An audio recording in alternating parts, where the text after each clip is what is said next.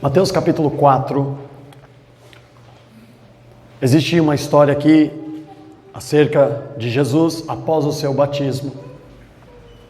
E essa história conta como foi travado uma batalha entre o diabo e o Senhor.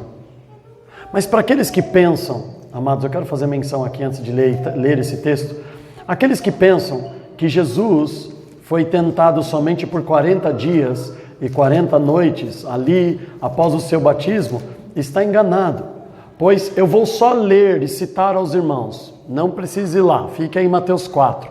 Em Lucas capítulo 22, versículo 28, Jesus fala assim para os seus discípulos, olha o que Jesus fala aos seus discípulos: e vós sois os que tendes permanecidos, não é permaneceram no passado, permanecidos comigo nas minhas tentações. Jesus fala para os seus discípulos lá no capítulo 22 de Lucas, no capítulo 22, versículo 28, que mesmo depois de ser batizado, passar esses 40 dias aqui que nós sabemos, já conhecemos a história, mas hoje nós vamos ler, Jesus continuou ao longo dos 3 anos e meio do seu ministério sendo tentado pelo diabo constantemente. Porque esta é a vida do cristão. A vida do cristão não é marcada por um momento inicial onde o diabo tenta prevalecer sobre ele, não consegue, então o diabo o abandona e vai embora e ele está livre de qualquer tentação. Isto não é verdade. Nós passamos por tentações o tempo todo, todos os dias, constantemente. E é isso que Jesus fala lá no capítulo 22 de Lucas. Então não ache você que essa tentação durou só 40 dias. Ela foi sendo desenvolvida ao longo de todo o seu ministério, ao longo de toda a sua vida. Mas aqui o Senhor traz esse ensinamento aos seus discípulos. Antes de levantar os seus discípulos, ele passa por essa situação e obviamente ele depois compartilha, e tanto Mateus como também os outros evangelistas aqui também deixam isso em registro. Mas quando o Senhor traz isso aos seus discípulos para registrar, Ele quer nos ensinar coisas importantes, fundamentais, acerca dessas tentações que nós não vamos viver só num período da nossa vida, no início, ou no meio, ou no fim, não, mas ao longo de toda a caminhada. Diz assim no capítulo 4, versículo 1 de Mateus: então foi conduzido Jesus pelo Espírito Santo ao deserto para ser tentado pelo diabo. Quem o conduziu? O Espírito Santo não levou Jesus, presta atenção, amados, o Espírito Santo não levou Jesus para passar por tentação. Ele levou Jesus para o deserto. E no deserto ele seria tentado. Entenda uma coisa, por que Jesus vai para o deserto? O que representa isso? Olha, não se engane, deserto, na palavra de Deus, representa a nossa vida nesse mundo até o dia que nós partimos daqui. Passamos o Mar Vermelho e vamos ficar no deserto até um dia herdarmos a terra prometida. O que é deserto? Amados, eu tive a oportunidade de conhecer inclusive este deserto, onde o Senhor, saindo do Rio Jordão, ali ele passa esses 40 dias. É muito interessante, amados, porque quando você chega, tem aquele primeiro contato de turista. Você desce, você vê, amados, para onde você olha, você vê uma infinidade de imagem igual. Areia, seca e céu. Só tem terra e céu. Você olha, é terra e céu. Para os 4 cantos para onde você olha, é assustador. No começo você fica, meu Deus, que imensidão. Você começa a caminhar 1 hora, meia hora, 2 horas, 3 horas, e começa a ser tomado por uma angústia, porque a sensação que você tem é que você não saiu do lugar. Porque você olha, a paisagem é a mesma. Aí você começa a olhar para o lado, aí você olha no relógio, nós já estamos andando há 1 hora, e parece que você não saiu do lugar. Parece que você está numa esteira, porque a paisagem não muda. O calor parece que ele vai intensificando, porque quando você chega no deserto, você sente o calor, ok, mas com o passar do tempo, o seu pé também começa a esquentar mais do que o comum, porque o chão está fervendo. A sua boca começa a secar e a água começa a acabar, E nós temos uma programação, nós somos turistas, mas é angustiante, porque você parece que você está parado no tempo e não existe um socorro perto, não existe para onde você correr, e você começa a pensar assim. Foi muito interessante, eu já compartilhei com alguns irmãos, nós tivemos uma experiência muito diferente lá, porque o nosso instrutor foi realmente um instrutor, um professor da Universidade de Jerusalém. Ele nos levou a viver e entender isso na prática. E nós começamos a caminhar, e de repente ele fez isso de propósito, acabou a água. Porque você pode ficar o dia inteiro sem beber uma garrafinha de água. Lá você bebe uma, duas, e eu levei duas, bebi nos primeiros 15 minutos. A segunda eu já não sabia se eu bebia ou se eu jogava na cabeça. E aí eu fui dando golinho, em 1 hora acabou minha água. 1h30 depois começa a dar um desespero. E ele fez isso de propósito. E nós andamos ali 2 horas. Ele perguntou: alguém tem mais água no grupo? Aí um olhava para a cara do outro, todo mundo suando. Aí ele falou assim: ninguém tem mais água? Já acabou a água? Nós temos ainda mais 2 horas de caminhada. Amados, a gente fez isso, deu uma risadinha. Mas quando ele virou as costas e a gente viu que era sério, eu comecei a olhar para o lado.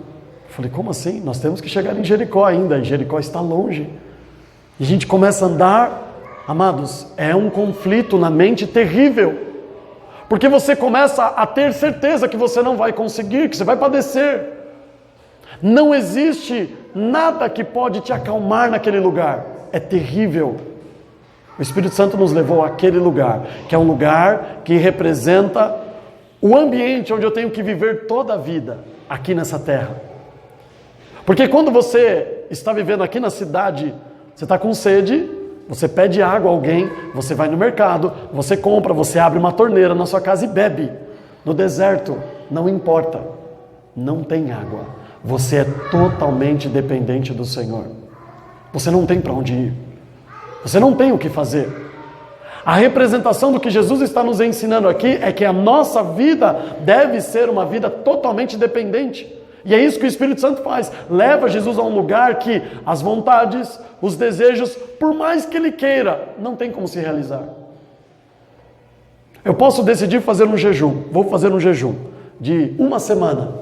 Mas se no 3º dia eu começar a passar muito mal, isso, o que eu faço? Eu paro o jejum, tomo minha água, volto a comer e pronto. Aqui não tem opção. Já faz 3 dias que eu estou nesse deserto aqui. Bom, chega, Senhor, eu acho que eu já me sacrifiquei bastante, eu vou parar. Não tem. Você não tem opção. Você não tem opção a não ser aceitar o deserto. Você não tem outra opção a não ser aqui, amados, você ter o controle emocional da sua vida. Porque a sensação de angústia é terrível. Nessa única vez na minha vida, amados, que eu achei que eu ia ter crise de pânico, foi nesta viagem. Em 2 situações. Uma fora dessa situação e neste lugar. Você começa a ficar angustiado. É uma coisa que começa a te incomodar, só que o desespero maior é porque você não tem outra opção. Você não tem o que fazer. Não tem ônibus para te pegar. Não tem água, não tem um mercadinho. Não tem um rio para você beber água, não tem nada, não tem opção. E isso é o conflito maior. O Espírito Santo leva o Senhor até este lugar. E neste lugar nós seremos tentados? Sim. E aqui Jesus vai espremer as 3 principais tentações que ele passa. Lembre-se, foram 40 dias. É óbvio que ele não foi tentado somente nessas 3 coisas. Mas elas são as mais importantes e fez questão de nos registrar para que nós aprendêssemos algumas coisas. Então vamos à leitura do texto. Versículo 2. E, tendo jejuado 40 dias e 40 noites, depois teve fome. 3. E chegando-se a ele o tentador, o diabo, disse: se tu és o Filho de Deus, manda que estas pedras se tornem em pães. O primeiro combate do inimigo, frente a frente com Cristo, pelo menos na descrição de Mateus, é que Jesus, tendo fome, a primeira coisa que ele deseja, a coisa que ele mais quer é matar a sua fome, suprir a sua necessidade. que o Senhor traz isso? Porque o homem, ele é tentado, e eu não vou afirmar aos irmãos que é exatamente nessa sequência. Eu posso falar em primeiro, mas não estou afirmando que é nesta sequência. Mas nós somos tentados sobre as necessidades. Quem de nós aqui nunca ficou desesperado, com medo de que a roupa, a comida, a água, a luz viesse a faltar? O diabo sabe disso. O diabo sabe que nós estamos num deserto. O diabo sabe que estas coisas naturalmente vão faltar. Se nós não fizermos alguma coisa, naturalmente vai faltar. O pão não vai cair do céu. A luz não vai ser paga sozinha. A água não vai brotar da torneira como num milagre brotando da rocha. Ele sabe. Ele sabe que a nossa vida é coberta por necessidades que precisam ser supridas todos os dias, constantemente. E se você não pagar a luz, eles cortam. Não fique assustado com isso, é verdade. Eles cortam. Deus vai... Corta. Se você não tiver dinheiro, o pão falta. Se você não tiver condições, as coisas vão acabando e vai entrando em escassez. É a necessidade que nós temos por culpa daquilo que aconteceu no Éden. Deus chegou para Adão e falou: Adão, agora não tem nada mais de mão beijada. Agora você vai ter que trabalhar, ferpas vão entrar na sua mão. Você vai ter que suar para se sustentar. As necessidades agora passam a ser seus inimigos também. Isso é uma realidade. O confronto aqui, amados, não é um confronto bíblico, como muitas pessoas falam. O diabo está tentando com a palavra. Claro que ele usa a palavra. Mas o confronto aqui é sobre a necessidade. E quantos cristãos já perdem a batalha aqui? Não creem que o Senhor pode suprir as suas necessidades. Não creem que daqui 10 anos nós ainda estaremos de pé porque o Senhor não vai deixar faltar o pão. Não creem.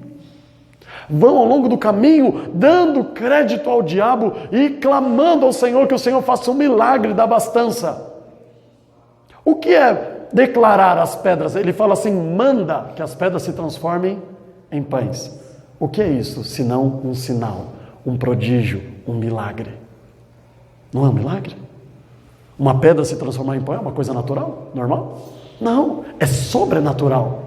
E o que as pessoas estão fazendo em muitas das nossas igrejas, buscando que as suas necessidades sejam supridas de forma sobrenatural. Que a sua dívida no banco seja simplesmente apagada. É só ligar o rádio, eu dou até as estações para vocês. Dizendo que a sua vida vai ser resolvida através de um milagre. E é isso que o diabo está propondo, exatamente isso para Jesus. Jesus, você está com fome. Você tem poder. Você é filho de Deus. Se você declarar, a pedra vira pão. E você resolve o teu problema. As nossas necessidades não têm que ser supridas por milagres. Se forem supridas por milagres, glória a Deus, mas não é essa a nossa busca. Senhor, se não tem, eu vou ficar sem, como Paulo declara lá em Filipenses. Nós estudamos recentemente o livro de Filipenses, a carta. Ele falou: eu aprendi a viver com pouco. Eu também aprendi a viver com muito. Então não é, Senhor, se está faltando, faz um milagre. Faça com que pão desça do céu. Faz alguma coisa, Senhor, faz alguma coisa, muda. E se não for necessário? E se não é a vontade dEle?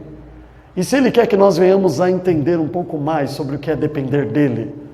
Nós não determinamos. Percebe que o diabo está dando uma autoridade a Jesus que ele não tem. Ele está falando assim: ordena, manda.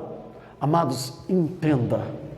Nem Jesus, aqui como homem, muito menos eu, nem nós não temos autoridade para declarar o que Deus tem que fazer. Nós não podemos cometer essa loucura de abraçar esta doutrina aonde nós dizemos para Deus o que Ele tem que fazer. Mas eu estou padecendo de fome, mas eu estou morrendo de fome. Mas quem me enviou essa terra para mudar a história da humanidade? Foi Ele. Então, se eu não tenho o que comer, é problema dEle arrumar algo para me suprir. Mais à frente, no capítulo 6, ele vai falar disto. Olhem as aves do céu. Deus não deixa faltar. Então por que você tem medo, preocupação que falte? Não confia. A primeira tentação que o diabo tenta sobre Jesus é sobre as necessidades. Como ele faz conosco. Será, Diogo, que você vai ter condições de sustentar os seus filhos? Será que você não vai viver um dia em que você vai olhar para a despensa e não ter nada? Abrir a geladeira e não ver nada? E os seus filhos olharem para você e começarem a falar: pai, o que nós vamos comer? E o diabo começa a falar disso. Você precisa de um milagre. E esse medo começa a tomar, por isso chama-se tentação. O diabo tenta os homens em suas necessidades. Essas preocupações, esses medos cercam os homens e os deixam aflitos. Mas Jesus faz uma declaração ao diabo. E essa declaração também é para nós. Transforma a pedra em pão. Jesus fala o que no 4? Ele, porém, respondendo, disse: está escrito, nem só de pão viverá o homem, mas de toda palavra que sai da boca de Deus. Sabe o que eu preciso? Eu preciso da graça dele. Eu preciso dele. E se eu morrer de fome, é a graça que eu preciso, que é necessária para me herdar a vida eterna. Porque morrer nós vamos em algum momento. Pode ser daqui 10 anos, 20, 30, 50, mas nós vamos morrer. Isso é inevitável. Se de fome, ou se por um acidente, ou por uma doença que o Senhor não vai nos dar a cura, não importa, mas que nós vamos um dia passar pela morte, nós iremos a primeira. Isso é inevitável. Todos passaram. E todos vão passar. Jesus está dizendo o seguinte: eu sei que eu tenho necessidades. Eu sei que eu tenho fome. Eu sei que eu tenho boleto para pagar. Eu sei que eu tenho conta para pagar. Eu sei que se eu não trabalhar, os meus filhos vão padecer de fome. E pode ser que mesmo eu trabalhando, ainda assim eles padeçam. Eu sei de tudo isso. Mas acima dessa prateleira, eu sei de uma coisa. Eu preciso dele. Eu preciso do Senhor e da sua palavra. É isso aqui que me sustenta a cada dia. É isso aqui que me nutre a cada dia. É isso aqui que verdadeiramente me mantém em pé. Não é o feijão e arroz que a minha mãe faz. Não é o feijão e arroz que eu como no restaurante. Não é o feijão e arroz que eu como. Não. Isto mantém a carne viva. O que não pode morrer é o meu espírito. O diabo nos tenta através das necessidades. Eu não sei se você ainda não foi tentado sobre isso. Se você não foi, espere. Não é uma profecia, mas ele vai chegar lá. Nós ficamos com medo. O que nós vamos comer? O que nós vamos vestir? O que será do dia de amanhã? Como nós vamos suprir tudo isso? E ele trabalha com esse objetivo. Em nos fazer temer sobre o nosso futuro. Como nós vamos pagar as contas? E o Senhor fala assim: Diogo, não se preocupe com as contas. Ele não diz assim: eu vou pagar todas elas. Não. Diogo, isso tudo não é a essência. As contas podem até atrasar. Não porque você foi imprudente. Você pode até sofrer o dano da figueira ser arrancado, o fruto da oliveira mentir, os ladrões roubarem o que você tem, a doença vir sobre a sua carne, como foi com Jó. Ele está dizendo: isso pode acontecer. O que você não pode deixar de perder é esta convicção naquilo que ele disse, na sua palavra. Nós temos que olhar para a palavra do Senhor. Nós temos que dar oportunidade a ele. Quantos de nós, amados, diante de situações como essa, o que nós enxergamos? Eu preciso que Deus faça um milagre. Ele não quer fazer um milagre. Ele quer que eu e você comece a crer no que ele disse. Que mesmo que nós possamos ser abandonados pela mãe que nos amamentou, ele está olhando para as nossas vidas.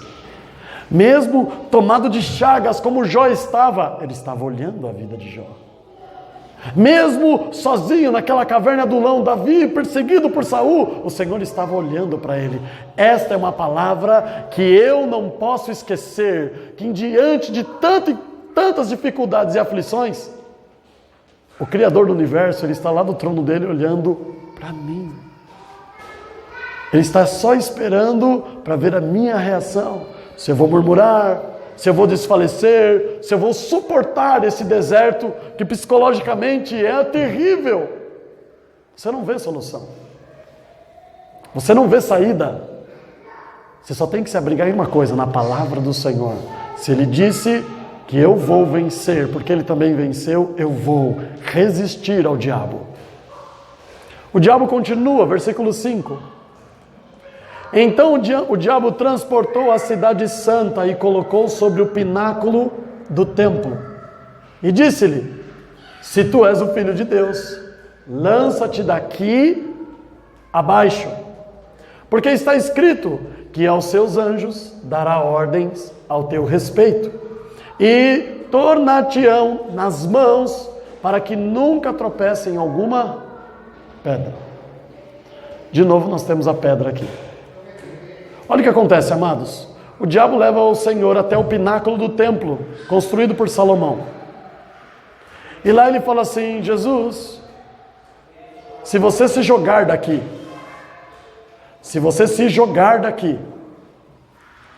a palavra de Deus diz que se for necessário, Deus dá ordem, você pode dar ordem. Não é isso que ele está falando? Que seus anjos dará ordens. Olha de novo o erro. Mandar em Deus. Manda que essas pedras se tornem pães. Ordene que os anjos venham te servir. Isto é uma doutrina diabólica, amados. É exatamente o que o diabo quer que nós venhamos a fazer. Dizer para Deus o que Ele tem que fazer. Isto é maldito. Nós não dizemos para Deus o que Ele faz. Ele fala isso para Jó. Ele fala: Jó, onde você estava quando eu formava todas as coisas? Quem é você para falar o que eu tenho que fazer ou não? E percebe como é sutil que o inimigo vem tentando embutir essa doutrina do dar ordem, mandar. Fala o que Deus tem que fazer, fala o que os anjos têm que fazer. Cuidado, amados. Nós não temos essa autoridade.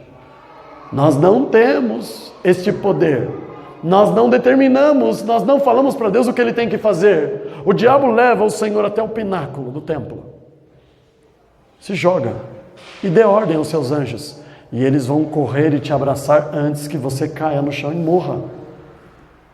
O que o diabo está fazendo? Primeiro ele tentou sobre as necessidades. Fome, sede. Mas isso, amados, é uma tentação baixa ainda. Ralé. Como assim? A gente tem tanta dificuldade de enfrentar isso. Aprenda, isso não é nada. O dia que você aprender a confiar no Senhor, o diabo não insiste mais nisso. Porque você confia. Amados, quantas vezes eu chorei, quantas vezes eu fiquei angustiado, desesperado acerca do meu futuro. Se eu teria condições de sobreviver. O que seria da minha vida? O que eu ia comer? O que eu ia vestir? E eu ficava angustiado e desesperado até que Mateus 6, a partir do versículo 23, começou a entrar na minha cabeça. E eu comecei a viver isto. E eu confesso aos irmãos, e eu dou testemunho aqui, nunca mais eu me preocupei. Minha esposa está aqui como testemunho. Ah, mas porque nunca teve dificuldade? Muitas dificuldades. Passamos muitas dificuldades. Muitos momentos em que a certeza da queda era real. E nós confiamos. E o Senhor supriu. E se tem algo que eu não me preocupo mais há muito tempo é sobre as necessidades. Mas o diabo não para aí. Ele começa a nos provar agora, diante daquilo que nós podemos ser para com Deus. O templo está rodeado de judeus. O templo está rodeado de sacerdotes, de homens conhecedores da lei, daqueles que determinam quem morre e quem é crucificado em Jerusalém, daqueles que foram criados debaixo da doutrina de Moisés. Então, se você mostrar à igreja quem você é, o poder que você tem, a sua capacidade, amados, todos vão te temer, todos vão te respeitar, todos vão ouvir a sua voz. E depois de entender o que é viver confiando no Senhor sobre as suas necessidades, porque esta é a primeira etapa. Eu comecei a viver dentro da igreja e o meu maior inimigo chamava-se a própria igreja. Os meus líderes, os desafios, eles eram os meus maiores desafios, as minhas maiores preocupações. Os meus maiores conflitos estavam dentro da igreja e não fora da igreja. E aonde eu queria fazer o quê? Eu queria resolver de uma forma em que todas as pessoas começassem a me dar crédito naquilo que eu achava que merecia. Senhor, eu estou aqui lutando, eu estou trabalhando, eu estou cuidando de vidas, e um monte de gente que não faz nada, só critica, só fala mal. E esse conflito eu tinha com o Senhor. Ontem eu estava com um jovem, nós fomos para um congresso, eu estava com um jovem exatamente vivendo isso, em conflitos com a igreja. Cara, eu estou trabalhando, mas eles me podam, ninguém reconhece a minha autoridade. Há quantos anos eu estou aqui, sendo fiel, lutando, sustentando o braço dos líderes, e eu não quero crédito nenhum, mas toda vez que eu estou ali desenvolvendo um trabalho, vem alguém e me corta, e me poda. O que eu preciso ser? Reconhecido pela igreja. Imagine que Jesus pula do pináculo, e de uma forma, de novo, sobrenatural, aparecem os anjos, segura ele, diante de todos os judeus, diante da liderança dos fariseus, diante de todos os saduceus, dos sacerdotes e do sumo sacerdote. Quem iria questionar quem ele é? Ninguém. É assim que nós pensamos.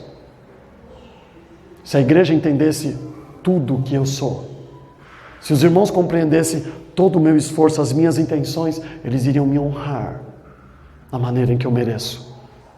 Jesus não foi por esse caminho. Ele tinha essa autoridade? Tinha. Eu tinha essa autoridade, como falando no passado? Também tinha. Mas o que o Senhor disse é o quê? Não. Quem justifica os servos do Senhor é Ele. No tempo certo, no momento certo, você vai ser honrado. Primeiro, eu tenho medo se as minhas necessidades vão ser supridas. Segundo, eu quero ser reconhecido pela igreja, eu quero ser reconhecido pela sociedade, eu quero que as pessoas me valorizem, mas elas não valorizam. E eu tenho uma oportunidade aqui, porque se eu pular na frente das maiores autoridades e todos verem quem eu sou, todos vão me ouvir, todos vão acreditar. Faz todo sentido para nós isso, mas não para Deus. Esta é uma tentação na qual nós somos afligidos também, em que o diabo tenta criar uma maneira de nós colocarmos todo o nosso valor diante dos homens.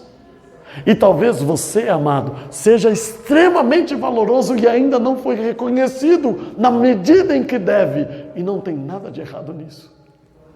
Não tem nada de errado nisso. É que a obra ainda não foi concluída.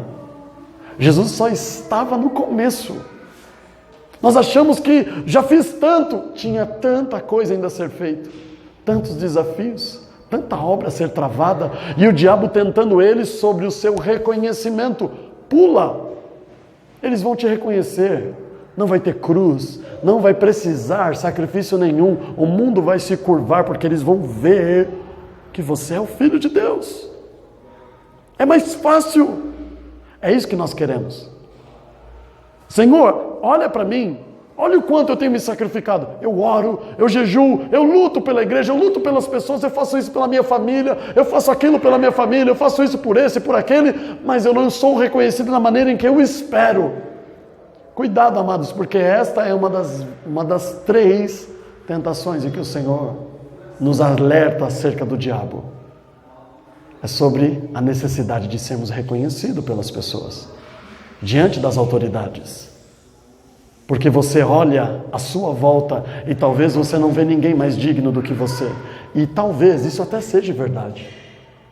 Mas isso não significa que ele vai mostrar para todo mundo esta verdade. Jesus continua sendo tentado. Ele resiste. E ele fala o que no versículo 7? Também está escrito: não tentarás ao Senhor teu Deus. Amados, não se prendam aos versículos, as declarações bíblicas, tanto do diabo como de Cristo. Entenda o que Jesus está querendo dizer aqui. A tentação sobre as nossas necessidades, sobreviver nesta terra. A tentação sobre, amados, nós somos movidos a reconhecimento. A própria Bíblia diz que se você não for honrado, a esperança malograda ela vai enfraquecer no coração. Se você trabalha e não é reconhecido, isso te desanima. A Bíblia diz. Se você não vê o fruto do seu trabalho, você também não tem como satisfazer a sua alma. Cristo teve que ver o fruto do seu trabalho para também ter a sua alma satisfeita. Nós sabemos e Deus também sabe disto. Mas Ele está dizendo que não tem que ser esse o nosso objetivo. Eu pular... Amados, percebe que o diabo não está falando de pecado aqui? Até então o diabo não está falando de pecado. Não tem nada a ver com pecado. Transformar uma pedra em pão, aonde está o pecado aqui? Não existe em nenhum dos 613 mandamentos de Moisés, não existe nenhum versículo, vírgula, frase, em 66 livros da Bíblia, que você ter autoridade e poder para transformar pedra em pão é pecado. Nós não estamos falando de pecado. Nós estamos falando de como nós temos que entender o reino de Deus. O que Ele espera de nós. As minhas necessidades estão nas mãos dEle. Primeiro ponto. Eu não preciso ter uma posição nesse mundo. Eu não preciso ter o meu nome conhecido nesse mundo. Eu não preciso ser reconhecido neste mundo nem pela igreja e nem pelos homens. Mas é uma sede voraz da nossa alma de que as pessoas nos olhem, nos percebam e nos valorizem na medida em que merecemos. Cuidado, amados, porque esse sentimento é diabólico. Um dia Saul começou a se entristecer, porque ele não era reconhecido como a autoridade que ele era rei. E Davi, um menino que nem atingiu a maioridade, era mais honrado que ele. Começou assim, achando que é injusto o que Deus estava fazendo. E dali nasceu uma inveja. Dali nasceu um desejo de ódio para contra um ungido do Senhor. Dali um espírito maligno o tomou.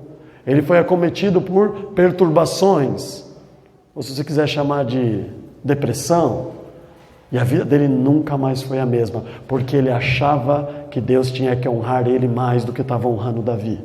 Cuidado com esse sentimento, ele é diabólico, não é normal. Você não tem que cultivar esse tipo de, mas eu estudei mais, eu fiz mais, eu me dediquei mais, eu lutei mais, eu suei muito mais. Lembra da parábola dos trabalhadores das diversas horas de trabalho? Quem fica indignado com o Senhor? O que chegou primeiro. Eu trabalhei mais, eu lutei mais por essa vinha, eu fiz muito mais que o que chegou agora 3 horas da tarde. Porque ele acha que ele merece mais do que o Senhor tem dado. Amados, nós merecemos exatamente o que nós temos recebido. Creia nisso. Você merece exatamente o que você tem hoje. Nem mais, nem menos. Mas se você olhar com muita atenção, você vai perceber que talvez você tenha mais do que o que você merece. É isso que Jesus está falando. Eu não preciso ser reconhecido pelos judeus. Eu não preciso fazer uma demonstração no templo de quem eu sou. Eu não preciso, não é para isso que eu vim. Lembre-se, ele não fez isso em Pilatos. Ele não fez isso diante de muitas vezes que os fariseus falaram assim, faz um milagre. Não, está no capítulo 16 de Mateus, mais um exemplo desse. Não. Eu não preciso mostrar quem eu sou. Você tem que crer em mim, sem eu fazer nada. Aí o diabo muda. Fica explícito que a terceira tentação é um pecado, porque a idolatria, sim, fica explícito. Mas espera aí. É um preço aparentemente muito barato, mediante a conquista. Ele continua dizendo o quê? 8. Novamente o transportou o diabo a um monte muito alto e mostrou-lhe todos os reinos do mundo e a glória deles. E disse-lhe, tudo isto te darei, se prostrado me adorares. A gente resolve aqui, Jesus. Não tem cruz, não tem espancamento, não tem humilhação, acaba tudo. Quando Adão pecou, Apocalipse capítulo 6 diz que a coroa do mundo que Deus deu ao homem, lá no capítulo 1, a partir do versículo 27, ele diz, o mundo é seu, domine, reine, tudo existe para o seu serviço. Ele deu para o homem o mundo. Em Apocalipse capítulo 6, versículo 1 e 2, diz que o homem pegou a coroa do mundo e deu para o diabo. E ele saiu do Éden vitorioso pelo que ele fez. A Bíblia diz isso. Ele fala, tudo me foi dado. Tudo me foi dado. Eu posso devolver tudo para quem criou. O Pai da criação é Cristo. Eu posso devolver tudo para você, Jesus. É pecado? A idolatria é pecado. Mas é um pecado pequeno, perto do benefício. Às vezes a mentira parece ser um pecado pequeno perto do benefício. Às vezes enganar alguém parece ser uma coisa pequena perto do benefício. Não é, amados. Pecado é pecado. Esta manhã eu falava isso com as crianças. Nós estávamos falando sobre duas coisas. Quem inventou a mentira? João 8,44. Se você mente, você é filho do diabo. Não sou eu que falei isso. Mas como assim? Você é filho, eles leram. Aí vamos lá em Gênesis 3. Quem inventou o engano? Engano não é mentira. É a verdade distorcida. É você contar uma parte da história. Para a pessoa entender o que você quer. Usei como exemplo, inclusive, os meus 2 filhos. Eu falei, quantas vezes, Rebeca, você veio aqui correndo na sala falando assim, o Daniel me empurrou. Ele estava passando e empurrou ela. Foi só isso, Rebeca? Sabe o que é o nome disso? Engano. Você quer que eu acredite na sua versão, da forma que você coloca. Foi o que a serpente fez com ela. O Daniel vem e fala assim, eu estava deitado na minha cama e a Rebeca me bateu. Aí eu vou investigando. Não, ele passou lá, empurrou ela, correu, fugiu, ela bateu nele, ele voltou, aí ela veio e bateu mais forte. Aí ele se sentiu culpado. Aí o que eu falei para eles? Isso é engano, vocês estão querendo me enganar. Quem inventou o engano? O diabo. A quem você serve? Eles arregalaram o olho. Então não pode? Não, tem que ser sincero, verdadeiro. Não venha contar só o que eu preciso para ficar do seu lado. Se você parar e ver a história inteira, você vai ver que ela não tem culpa. Se você parar e ver a história inteira, você vai ver que ele não é culpado. É isso que o diabo está embutindo na cabeça desde pequeno dos nossos filhos e nossa. Que é assim que funciona. Que é dessa maneira. Que o que é um joelhinho dobrado perto do mundo inteiro vai voltar para sua mão. O que é uma mentirinha, um engano perto do benefício? Isso é radical demais. Cuidado, amados. Os reinos do mundo foram oferecidos a Jesus e Jesus disse não. Por isso nós não temos que lutar pelo Brasil. Ele já foi oferecido e ele não quis. Politicamente o Brasil já está condenado como todas as nações. O Senhor quer eu e quer você. Ele não quer o Brasil. Ele quer eu. Ele quer você. Ele quer o remanescente dessa terra. Num número pequeno que ainda falta para completar aquilo que ele diz lá também em Apocalipse capítulo 6, na abertura do 5º selo. Falta ainda um pouquinho para completar. Eu e você está faltando. É isso que ele quer. O diabo então vem e inicia uma tentação agora, a terceira tentação num outro, que é uma tentação que move as nossas emoções, o nosso ego, quem nós somos. É uma tentação que está envolvendo o nosso caráter. Olha a proposta. Parece ser um prêmio maravilhoso perto do sacrifício. Se é que podemos chamar de sacrifício uma dobradinha de joelho. Uma dobradinha de joelho. Se fosse 10, né, Lívia? Na academia lá, quando chega na 10ª, não sobe, a gente não aguenta. É difícil. Mas é só uma dobradinha de joelho e pronto. É só falar assim, tá bom, diabo. Quem reina é você. Você é que manda. Você que é digno de louvor e de honra. É só fazer isso aqui, tá tudo resolvido. É muito pequeno. Perto do benefício. Ele está trabalhando aqui, amados, não sobre o medo e as preocupações do nosso futuro e das nossas necessidades. Ele não está trabalhando aqui sobre essa sede de ser reconhecido pelas pessoas porque nós trabalhamos e merecemos. Lembre-se que Jesus disse, é injusto e vai continuar sendo injusto. Enquanto a gente estiver nessa terra, nós seremos injustiçados por impostos e muitas outras coisas, ele diz. Agora ele está trabalhando sobre o caráter. Ele está tentando seduzir Jesus sobre uma escolha vantajosa. Parece valer a pena pecar. E aí é o ponto, amados. O diabo começa a trabalhar em nós, mostrando que muitas vezes o pecado vale a pena. Que não é tão ruim assim. Que talvez não seja tão problemático assim pecar de vez em quando. Que mesmo as pequenas coisas nós podemos relevar. É o secularismo que está sendo pregado nas nossas igrejas. Não, isso aí é religiosidade. É exagero. Ele está mostrando que nem sempre vale a pena obedecer a Deus. Às vezes vale a pena pecar porque o benefício é até melhor. É uma inversão de valores. Mas adoração e idolatria, ele não está preocupado com isso. Ele está expondo que realmente é pecado. Mas ele está querendo embutir na minha e na sua cabeça que às vezes vale a pena pecar. E o dia que você começar a achar que vale a pena pecar é porque você já se dobrou a ele.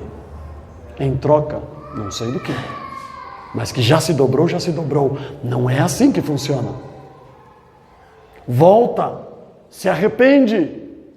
Jesus fala aqui no 10, então disse ele, vai-te, porque Satanás está escrito, o Senhor teu Deus adorarás e só a ele servirás. Só a ele. Mas olha o benefício, só a ele. Mas é uma coisa, só a ele. Acabou. Olha que interessante. O diabo fala, dá ordem às pedras. Dá ordem aos anjos. Jesus não aceita. Aí ele vai no ego. Ele vai na consciência. Ele vai nos valores que foi embutido em Jesus ao longo de 30 anos. Mas às vezes vale a pena pecar. Comparado ao resultado, vale a pena pecar. Jesus fala assim, nunca vale a pena pecar. Nunca vai valer a pena pecar. Por mais que o benefício pareça imenso como ter o mundo inteiro sob o seu domínio, ainda não vale a pena. Quando nós enfrentarmos, amados, esses tipos de tentações, sobre as nossas necessidades, sobre a nossa posição no mundo e o reconhecimento das pessoas por nós, e quanto ao que é o pecado, e como nós olhamos para o pecado. Errado está a maneira como nós olhamos para o pecado. Porque às vezes nós vemos até vantagem no pecado. Isso é terrível. Enfrentando essas 3 tentações, Jesus prevalece sobre elas e diz no versículo 11 que o diabo então o deixou. E aí o que acontece? Sem ele dar ordens, eis que chegaram os anjos e o serviram. Agora tem pão, agora tem reconhecimento, os anjos saíram lá do céu para te servir. Ó, você começa agora a ser reconhecido. A comida não falta e você não se entregou ao pecado. São as tentações que nós enfrentamos. É isso aqui que nós passamos constantemente. É diante desses desafios que nós estamos todos os dias. É isso que Jesus fala lá em João, dizendo assim, olha, eu venci o mundo. No mundo você vai ter tentações, no mundo você vai ter aflições, as tuas necessidades vão ser colocadas à prova e você tem que confiar que o pão não vai faltar, que a roupa não vai faltar. Você tem que confiar. Vai chegar momentos que você vai achar que você precisa ser reconhecido pelos homens, que você tem que ser reconhecido mais até pela igreja. Você não precisa ser reconhecido pelos homens. Eu estou te olhando. E vai chegar um momento em que o pecado vai parecer extremamente vantajoso para você. Até se você pensar no reino de Deus. Tem gente que peca com a justificativa de que isso é bom para o reino de Deus. Não é, amados. Nunca vai ser. Jamais será. Eu quero ler para encerrar, lá um dos últimos livros da Bíblia, 1 Pedro, capítulo 4. Vamos abrir? 1 Pedro, capítulo 4.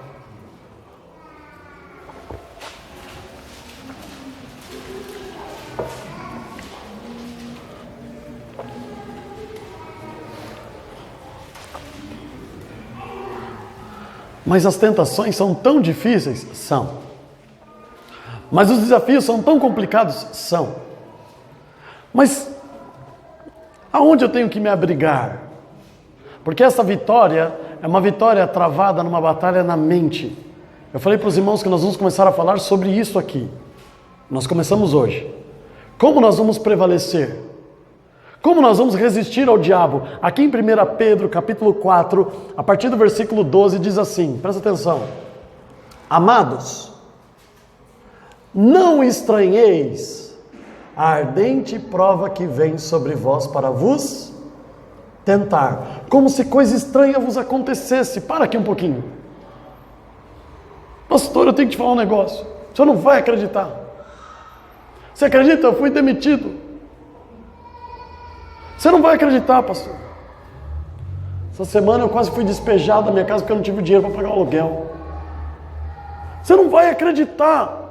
Eu fui pego de surpresa com uma notícia. Aconteceu isso, aconteceu aquilo. Ele fala assim: amados, por que você estranha? Por que você acha que isso nunca vai acontecer com você? Por que você fica espantado? Como se, olha o que aconteceu, que coisa estranha, que esquisito. Eu, filho de Deus, alcançado e remido pelo sangue de Cristo, ainda tenho que passar esse tipo de coisa, e isso te deixa indignado. É uma coisa estranha. Oh, peraí, eu acho que Deus cometeu um equívoco aqui. Alguma coisa está faltando. Aconteceu alguma coisa aqui que eu acho que Deus, Ele esqueceu de olhar para mim e passou desapercebido. O anjo que estava ao meu redor, eu acho que tirou folga hoje e ele não percebeu. Olha o que aconteceu. Bateram no meu carro, roubaram o meu carro. Que estranho. Eu, em outras denominações, falei assim: eu, dizimista, roubaram o meu carro. Que absurdo. Todo dia está eu e a Jéssica no centro. Vamos ali ver o negócio? Vamos. Amor, põe o zona azul aí. Ah, rapidinho. Ó, o estacionamento era R$5, né? A zona azul acho que é menos do que isso, né? Quanto que é a zona azul? Que é 2, 1,50, 2, né? 2,50 agora. Metade do estacionamento. É rapidinho. Tá bom. Eu acho que meia hora. Voltamos. Tava lá a multa. Ah, que estranho. O que aconteceu? É isso aqui, ó. Você está estranhando? Você fica, oh, mas como que aconteceu isso? Que coisa estranha. Não, não é estranho. Você não colocou o cartãozinho, a multa veio. Pode ser? O que a gente faz? Eu coloquei, não veio. Você faz de novo. Até vir. Nunca mais deixa. Paga os R$5 de estacionamento. Isso acha estranho. Não é estranho. Se nós errarmos, a consequência vem. Aí ele continua. Mas alegrai-vos, amados. No fato, não é pensamento, é fato. Isso é realidade. No fato de serdes participante das aflições de Cristo, para que também, na revelação da sua glória, vos regozijei e alegreis, se pelo nome de Cristo sois vituperados, ou seja, vocês foram humilhados ou estão sendo desmerecidos, bem-aventurados sois, porque sobre vós repousa o Espírito da glória de Deus. Está faltando pão, eu não tenho o que comer, a minha luz foi cortada. Jesus estava lá, sem pão, sem água, com a luz cortada, de noite no breu, o sol afligindo ele durante o dia. Se você está passando por isso, ele fala assim: se alegra, você está começando a se parecer com Cristo. Ah, mas olha o que aconteceu, a igreja não me reconhece, o pastor Diogo não me reconhece, as pessoas não reconhecem o meu trabalho, o meu esforço, o meu valor. Olha, se alegra, você está começando a se parecer com Cristo. Olha o que ele está falando. Seja feliz, porque você está vivendo as mesmas tentações que ele viveu. Sendo ele o Logos de Deus, Pedro fala isso em Atos 2,36. Saiba, pois, com certeza, toda a casa de Israel. Ele está apontando para todos esses judeus. Os judeus que estavam lá, quando Jesus foi tentado a pular do pináculo, que a esse Jesus a quem vós crucificaste, Deus o fez Senhor e Cristo, ele fala. Vocês perderam uma oportunidade. Vocês cometeram um grande erro. O Filho de Deus estava aqui entre nós e vocês crucificaram ele. Passou. Vocês poderiam ter reconhecido ele. Ele não quis ser reconhecido, ele não buscou essa honra, mas vocês perderam essa oportunidade. Pedro fala: eu não vou perder essa oportunidade, eu vou honrar ele. Esteja feliz por isso. Mas Diogo, se eu não mentir, eu não vou fechar esse negócio. Se eu contar a verdade, essa pessoa vai virar a cara para mim. Se eu falar o que eu fiz de verdade, ele vai brigar comigo. A minha esposa vai brigar comigo, o meu marido vai virar a cara para mim, o que os meus filhos vão pensar a meu respeito? Enfrente isso, esteja feliz de que quando você for colocado diante do pecado, por mais que ele pareça vantajoso, resista. Por mais que pareça não ter problema, resista. Por mais que pareça que o pecado vai trazer até benefício, não entre nesta, amados. Não creia. Se alegre porque você vai estar sendo tentado nas mesmas coisas que o Senhor. É que a gente, amados, fomos criados em igrejas e doutrinas que se você não estiver subindo de cargo, se você não estiver comprando uma casa cada vez maior e mais cara que a sua, se você não estiver trocando por carros mais caros que os seus, alguma coisa está errada. Você está em pecado. Alguma coisa estranha está acontecendo. Como assim? Como assim? Quem disse isso? Se você não estiver crescendo, tem alguma coisa errada com você? Tem algum espírito aí? Tem alguma maldição hereditária? Ele está dizendo assim, você fica espantado quando essas coisas acontecem. Por que você está espantado? Isso é comum, você tinha que estar alegre. Roubaram o meu carro. Roubaram. É, bem que o Senhor avisou, né? Que nesse mundo aqui, tesouros e recompensas, a traça come, ferrugem corrói e ladrão rouba. Senhor, mas o que eu tenho com o Senhor aí, ninguém põe a mão. Se alegre, você está vivendo tudo que Ele viveu. As tentações na qual Ele foi provado são as mesmas que nós, amados. Não ache que isso é uma coisa estranha. Olha o que Ele está falando, não ache que isso é uma coisa absurda, errada, estranha, não deveria acontecer. Quem disse? Você devia se alegrar, porque o que você e eu estamos vivendo é o que Cristo viveu e passou aqui. Ele foi tentado sobre as suas necessidades e resistiu. Ele foi tentado sobre o seu valor e o reconhecimento nesta terra e venceu. E ele foi tentado diante do valor do pecado que não existe e prevaleceu sobre isso. Se ele venceu, como ele declara, vocês, eu, nós, também podemos vencer. Amém? Nós cremos? Amém. Glória a Deus. Amém.